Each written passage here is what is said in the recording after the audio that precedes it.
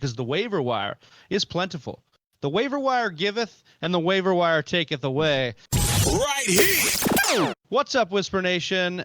It's your Week 1 waiver show with the Fantasy Whispers. I am your host, Big Travie, and you could find me on Twitter at BigTravieTFW. I am joined today by Johnny Game Time Hicks, who you can find on Twitter at Johnny_Game Time. We are the Fantasy Whispers. We're going to give you some Week 1 waiver breakdown. Johnny, how we doing today, brother? Dude, I am very excited to Week 1 is now in the books. We need to move on to Week 2. There was a lot of stuff that happened. And so, yeah, let's turn the page. Let's get the waiver wire right so we can start this off well, because you can definitely bolster your team. Even if you have a dominant team, this is how you make your dominant team elite. And if you don't have a very good team, this is how you fix that. So waiver wires, especially in the beginning of the season, very, very important. And so we're going to give you 6 guys, right, Travis? 6 guys that you're going to want to pick up. Our top 6 that you're going to want to definitely pick up here. Or I'm just going to split it. At least look at it. We're going to give you 6 names to look at here. And I think this is going to be a good one for you. We'll start with running backs, Johnny. I think it's important that we put running backs first. This is usually the priority in your waiver wires, depending on the leagues you play in, depending on your roster construction. So I do just want to say that caveat. If you have great running back depth, you don't need to drop that depth to go pick up the hot waiver wire guy. You should be looking at other positions you could bolster here, because the waiver wire is plentiful. The waiver wire giveth, and the waiver wire taketh away. And today, this week, I'm excited to talk about the waiver wire, especially because, much to our chagrin here, especially mine, having James Conner as my bromance this year, he did get his ankle rolled up on in a way that kept him out of the game for the rest of the game and let Benny Snell run wild a bit. Benny Snell running 19 times for 113 yards. That's 5.6 yards per clip, yards per carry, Johnny. Adam Schefter reporting that James Conner suffered a sprained ankle and will be examined today but the team is pretty optimistic. I think Mike Tomlin says they'll keep the green light on. The reason Snell tops my list, though, is because of the injury history of James Conner. And we can't really trust that James Conner is going to come back fully healthy.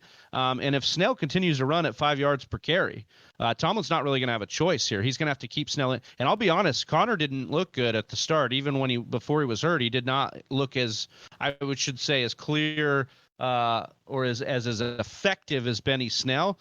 Now, the line did get better throughout the game, but still, that was a concern for me.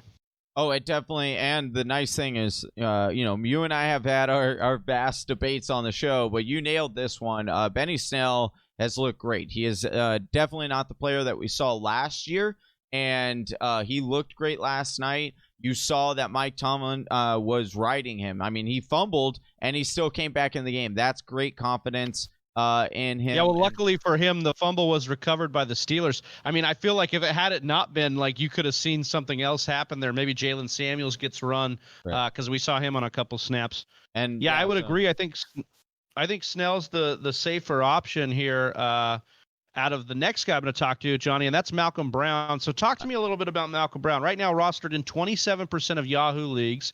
McVay told us all summer he's going to ride the hot hand here, even after they drafted Cam Akers. And so like I was saying, I think that Malcome Brown went to number 2 for me personally in my article, which you can find at thefantasywhispers.com, because of the fact that I think Akers is still there and healthy and on the roster. So before I do want to touch real quick, Travis, on just one other thing with Benny Snell, on giving the listeners maybe an idea of who you would drop for Benny Snell. So just to give you, I want to list off a couple names. Tell me, would you drop that person for Benny Snell? Philip Lindsay. Yes, with the ankle or with the turf toe that can linger. Yeah, I'd be willing to give up Philip Lindsay. Matt Breida. Yes. Okay. Matt Breida played behind Myles Gaskin in that game 1. I'm very concerned about Matt Breida. What about we got asked a lot about Tariq Cohen. Tariq Cohen's another guy I'd drop. I would drop Kerryon Johnson as well. Okay. Kerryon Johnson played the least amount of snaps between AP and DeAndre Swift, so I'm good with cutting ties on Kerryon too. Okay, so we'll go up the other side here, and just to give listeners just where on the upside. So Antonio Gibson, you're not going to cut for no way. Snell. Obviously, yeah, you wouldn't do Zach Moss. Ronald Jones. How about Ronald Jones or Alexander Madison? I am not cutting Jones. I would look at cutting Madison potentially if you weren't the Cook owner, GM maybe. Okay. But other than that, I think, that would be my cutoff there. All right, perfect. So now we can. Sorry, I just want to give the listeners just a little taste of that. No, that's where perfect. we're at. That's perfect. And then so now Malcome Brown was my next guy, and that's, if you look at my article, it's on the fantasywhispers.com, week 1 waiver. I tried to rank them by position and then rank that position by the guys I would prioritize. And the second on this list is Malcome Brown. I think Benny Snell has more season-long upside than Malcome Brown, and that's because of, like I said, I think Cam Akers being on the roster is going to be an issue for Malcome Brown sooner rather than later. But it's not going to happen this week. It probably won't happen in the next couple weeks because Malcome Brown, Johnny, looked good. 4.4 yards per carry, 2 touchdowns, all the red zone work here. I mean, all the goal line work for this team. He had a monopoly on the red zone and goal line work for this team. I believe Henderson got in 1 catch, but he also had a couple catches here. Malcome Brown, 3 for 31 yards. So you like what Malcome Brown did on the field, and you think that he is technically the hot hand now. And so this offense looked good, Johnny. It looked efficient. And if you can get the lead back that's, for it, I think it's profitable. It definitely didn't seem as if they skipped a beat with not having Gurley with Malcome Brown. Now, here's what will be interesting, Travis, and something I do want to point out and ask you what your thoughts are. And I love the fact that you have Malcome Brown as number 2 and not number 1. And I even think he could potentially be number 3 on this list because last year we kind of saw the same kind of rodeo, right? Malcome Brown, week 1, comes out, has 2 touchdowns. There was questions about Todd Gurley's usage in the beginning of last season. And then Malcome Brown comes out, takes the vulture, is the vulture touchdown. Everyone rushes to the waiver wire, spends a lot of wob on him, blows their wob, and he just was basically a bench waste spot for your roster last year. So my question to you is, do you feel like this year will be very similar to that? Is that a concern you have at all? I tend to think that I don't want to go out and spend a lot of wob on Malcome Brown because of the fact that Cam Akers is still there. Darrell Henderson is still coming back from an injury, and so he's not fully 100%. So I'm still a little bit undersold on the exact value Malcome Brown is going to have. But certainly if you are in a running back bind right now and need a running back and he's the best available, I would definitely, get him on your roster. I think that's the point, right? Like, that's why Brown is my number 2. He slid in behind a guy like Benny Snell, because I do think that Snell has an opportunity to actually take over. I know that Tomlin's talking about Snell, holding the seat for James Conner, but let's not be naive here to think that, if Snell produces, he couldn't take the job right from Conner, because I think that's possible.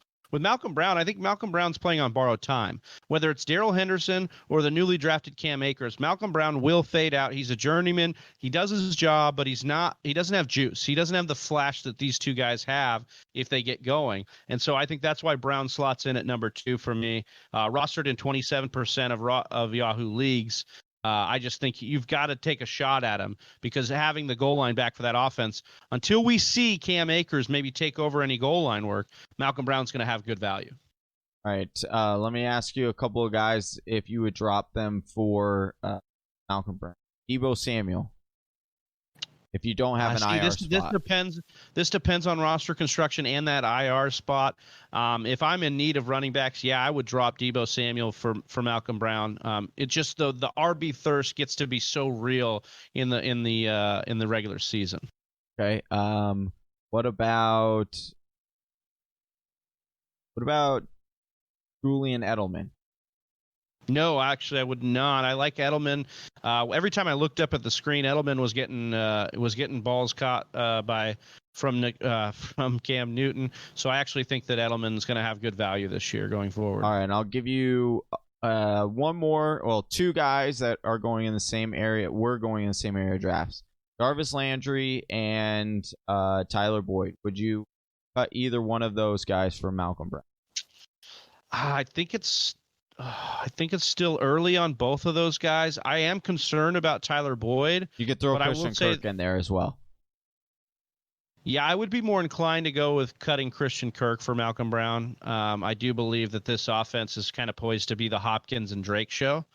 We saw that in week 1, and it could be the same going forward. But it's still week 1. It's still early, so I understand wanting to hang on to those. But if you need running back, man, Malcome Brown is going to probably have 2 to 3 good weeks for you. So I could understand that. I would hang tight on Boyd. And I would consider Jarvis Landry a drop, but not just yet. I want to see some more. He's working back from that injury, so his snaps are going to increase most likely. All right, Travis, I want to talk about your number 3 option on your waiver wire article here, which I would probably put at number 2 or maybe even like a 1A depending on this James Conner news, and that is running back, scat back, Nyheim Hines, who we did talk up this offseason and talk about the usage of, Philip Rivers running backs. You have Nyheim Hines coming in here at waiver wire pick number 3 at the running back position. You want to talk a little bit about this? Yeah, so the reason so much? Yeah, of course. Look, I like Hines a lot, and had this been a PPR-focused waiver wire article, Hines would be at the top of my list. So if you're playing in PPR, Hines needs to be prioritized here. Absolutely. I mean, 8 catches on 8 targets. That's a team-high 8 catches, by the way. So it was targeted the most from anybody on the team. Hines saw upwards of 65% of red zone usage. So that's from the 20 inwards. Goal line and everything, he got that. He scored 2 touchdowns. We have no reason to think this will not continue, and even more so with the Mac injury. His usage should still remain through the roof. Now, I will say this. Jonathan Taylor was actually more effective through the air than Nyheim Hines. He had two big monster screens that were just really juicy to watch. I remember me and Johnny watched the games last weekend together, stood up when Jonathan Taylor got the ball on that screen, and we were like jacked. But just missed that score. But either way, what I'm getting at here is we've seen, like Philip Rivers, I believe in his career has targeted running backs 30% of the time. So that right there in his career means that he does this. I remember a couple years ago, we all were crying because Danny Woodhead kept taking running backs off the field in San Diego. And Danny Woodhead became this guy. And good ones. Yes. It was Melvin Gordon. It was good. Yeah. So we're talking about him taking these players off the field because he trusts them in the red zone. And so Nyheim Hines, not only a converted wide receiver and really good out of the backfield, but this guy is a guy that the coaching staff trusts and now Philip Rivers trusts. And so I think you're going to see really nice usage from him, and it could remain in the red zone. Now, this doesn't mean Jonathan Taylor's season isn't here. This team is going to be a run-heavy team. It's going to do what it's going to do, and you're going to get Jonathan Taylor mixed more in the red zone. But usage for Nyheim Hines is going nowhere, but maybe up and the same from this game 1. All right, Travis, let's switch on over. We gave you 3 running backs. Let's go to the wide receiver side over here. Oh, well, sorry, one more before we move on that. Who would you cut for kind of same everyone. Guys? No. Yeah, everyone. That probably for Nyheim. So that Ronald Jones or Nyheim Hines, which one would you rather have? This one's tough. I guess it's your play style, right? Because Ronald Jones, you have to think, is playing on borrowed time with Leonard Fournette behind him. But I will tell you right now, Jones did nothing in week 1 to say, give me more Leonard Fournette. Jones looked good. So I would lean to keep Jones for at least one more week, but it's close. Would you do David Montgomery or Nyheim Hines? I'm keeping David Montgomery, similar to the situation with Jones. I know his coach can get cute in the red zone with David Montgomery and Matt Nagy, but David Montgomery's going to have better days. I think they might have been easing him in snap-wise too. I mean, he's still got the bulk of the carries.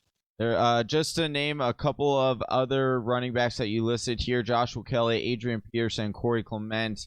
There's much, much more. Again, over on our website, thefantasywhisperers.com. We'll also have a link in the description below. If you Josh Adams. Josh Adams is a sneaky, but you got to read that one there. You got to read it by going over to the website. All right, Travis, let's jump on over to wide receivers here. You got a big, juicy one here. BMW as the number 1 waiver wire pickup for the wide receiver spot. Want to break it down? The guy. Yeah, this is a guy, Johnny, that was said to have missed the whole month of September, possibly. Came in and then played 78. Wake me up when September ends. Yeah, fantasy GMs were blasting their Green Day there to try and figure out when they could start Mike Williams again. And then it switched quickly to Drake, and it was like, hold up. Dun, dun, dun. And then it was just balling, dude. I guess.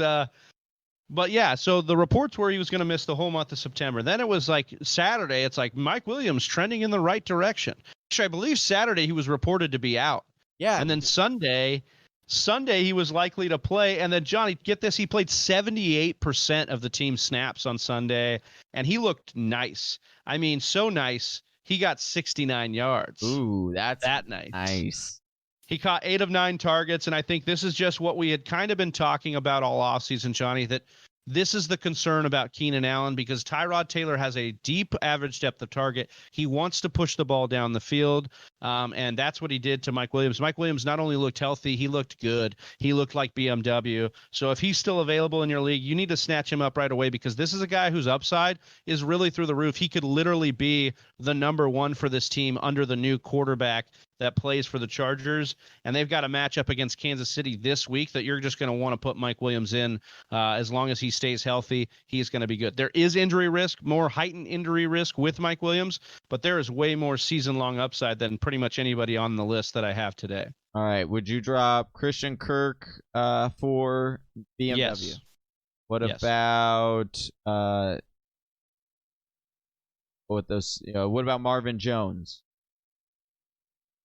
That one gives me a little bit of pause. I would probably still go Jones just because of the injury to Kenny Golladay. We don't know how long that's going to last, so I would stay Jones, but it's barely there. It's barely there. Tyler Boyd or I think you could cut ties with Mike Williams for Tyler Boyd, yeah. Or I think you could cut ties with Tyler Boyd for Mike Williams, Williams. Okay. And I think that's probably, I don't know, like I wouldn't be cutting. What about, Michael Gallup for BMW? No way. Okay, no way. Too high, Gallup to me, Gallup to me has huge upside. Diggs or Boyd. That one's interesting. I don't know if I'd go that far. I don't know if I'd go that far. That one perks you up though a little bit. It does. That one it's like. Okay. All right, moving on to this second wide receiver here. Another Indianapolis Colt, Travis.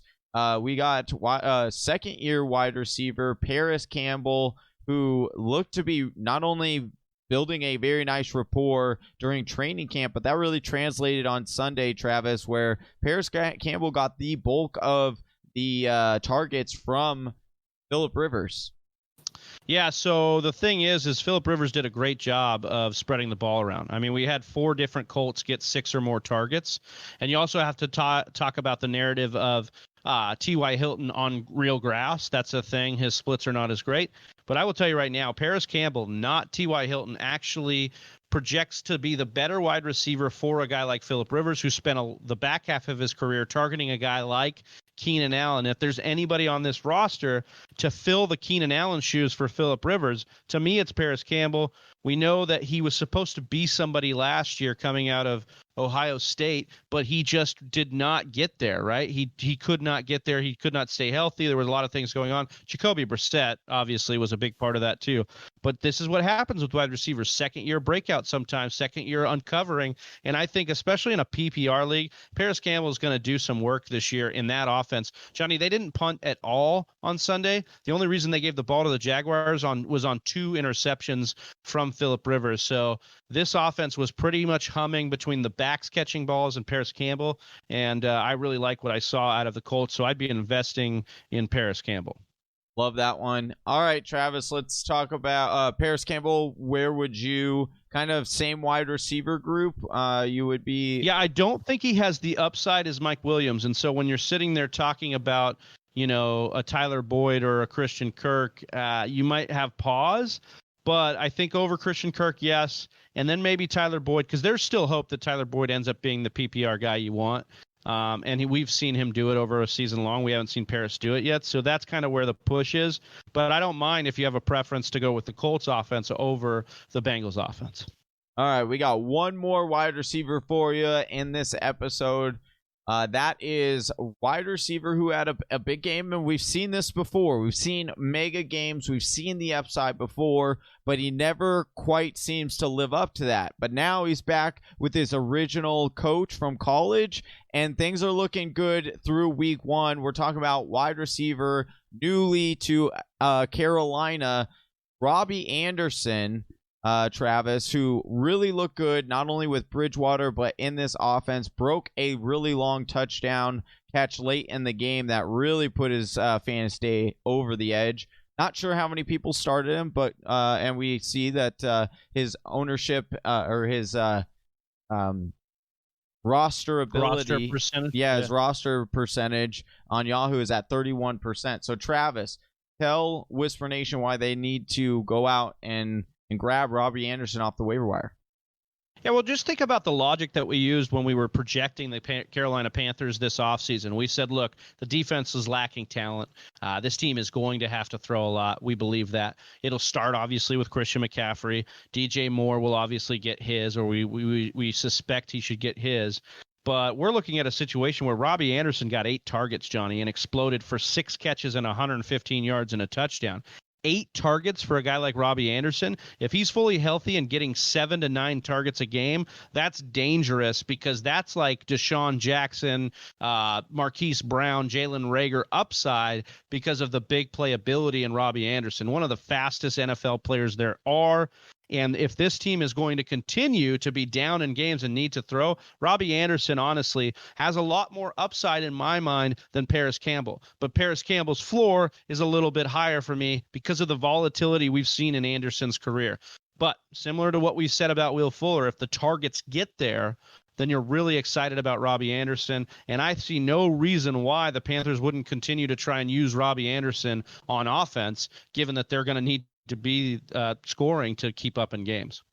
So just a couple of questions here for who you would drop for him. Would you drop Darrell Williams for Robbie Anderson? Yes. I saw enough out of CEH to believe that Darrell Williams is at very best just the change of pace. Would you drop Darrell Henderson if you have him? Yes, for Robbie Anderson, yeah, I would. Okay, and the last one we'll see. We saw a little bit of work here, but Latavius Murray. Would you drop Latavius Murray for Robbie Anderson? Actually, no. I like what I saw out of Latavius Murray. He got, I think, about 15 carries, led the team in carries. You know, last year we wanted Latavius Murray to be the Mark Ingram role, and it really didn't happen. Then when AK went down, he did well, but he needed AK to go down to do so. I think actually Latavius Murray is going to have more of a Mark Ingram role this year because of what happened with AK and injuries last year. I think Sean Payton's going to want to use them both. And we saw the play style for the Saints. If they go conservative and run heavy, Murray's going to have some good value this year. All right, and then we will end this show, Travis, with just a couple of. We were going to only give you 6, but we'll give you one couple quarterback. Bonus? Yeah, a couple bonus. We'll do 1 quarterback, 1 tight end that you're thinking that people should go and grab off of the waivers. Yeah, so I'll start with tight end. Logan Thomas of the Washington football team, only rostered in 2% of Yahoo leagues. He's a late bloomer as far as off-season darling. People at the end of the off-season were starting to say, oh, Logan Thomas. I think he didn't do much in week 1, obviously, but he did lead the team in targets with 8, and that is what you want to see out of a tight end, being a focal point of the offense. Similar to the Panthers, this team is going to need to throw a ton.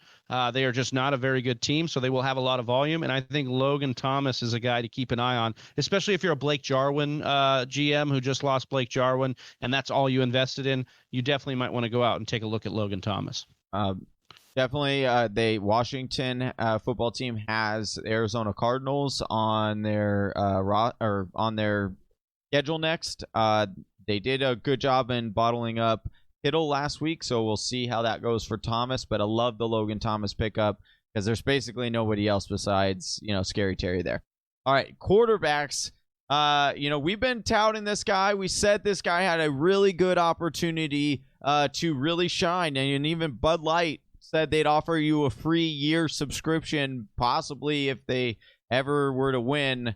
your whole entire fantasy league if you draft him in the first. Unbelievable. But Gardner Minshew, though, came out on fire this weekend, Travis, and kind of made you raise your eyebrow and say, hey, maybe I should have taken Bud Light up on that offer. But you're saying go pick him up off of waivers. Let Whisper Nation know why you're so confident. Absolutely, man. He is the jean short wearing, mustache rocking, headband sporting Jacksonville phenomenon. And that is Gardner Minshew. Only had one incompletion, Johnny, 19 of 20. Only 173 yards, and 3 touchdowns. But I tweeted this out when I tweeted the article out. I think that's his floor, Johnny. I mean, I don't think 3 touchdowns a game is probably his floor, but it's close to it with the way this offense is going to have to pass. You saw Keelan Cole, you saw Laviska Shenault step up in this offense and be the weapons he could use. I really like Minshew, and check this out, Johnny. Bengals, Texans, Dolphins, 3 of his next 4 matchups. You really got to like that. I like Gardner Minshew locked and loaded. And remember, this is a guy who runs. He does scramble. He's got sneaky rushing upside. People don't realize that, but he does. And so Gardner Minshew looking good as a streamable option this week and maybe going forward.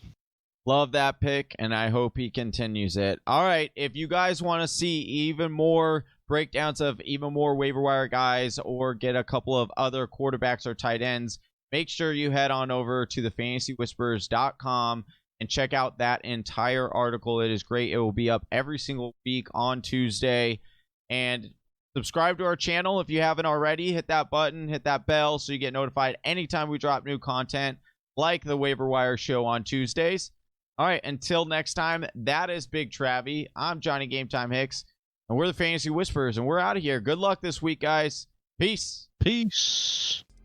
Thank you for listening to the Fantasy Whisperers podcast. You can hear more from John and Travis on Google Play, SoundCloud, and iTunes. You can also follow us on Instagram, Facebook, and Twitter at TF Whisperers.